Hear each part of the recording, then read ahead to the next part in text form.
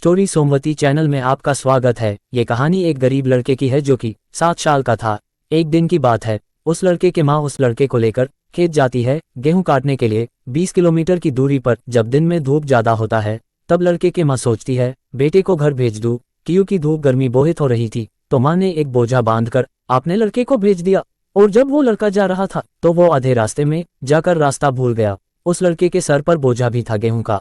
अब वो परेशान हो रहा था। दिन 12 बज रहा था तो उसके घर जाने वाले रास्ते में एक पीपल का पेड़ था। उसी से वो लड़का पहचान करता है आपने घर जाने का रास्ता।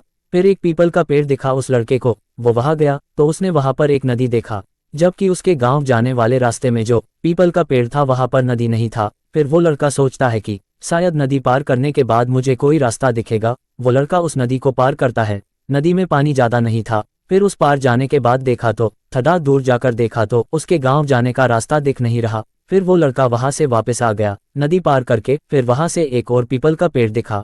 लड़का वहां गया। अभी तक लड़के का गर्दन भी दुखने लगा था। बहुत मुश्किल के बाद वो उस पीपल के पास गया तो उस पीपल के पास सड़क भी था। अभी तक उस लड़का को घूमते घूमते शाम हो गया था। फिर उसको एक दादा दिखता है तो लड़का दादा से पूछता है दादा आपने गाँव का नाम लेकर। तो दादाजी बताते हैं कि वो पोखर से होकर जाओगे तो पहुंच जाओगे। तभी लड़के को याद आ जाता है कि ये तो मेरे गांव का पोखर है, अभी तो मैं अपने घर पहुंच जाऊंगा। जब तक शाम के 7 बज गए थे, गर्मी का दिन।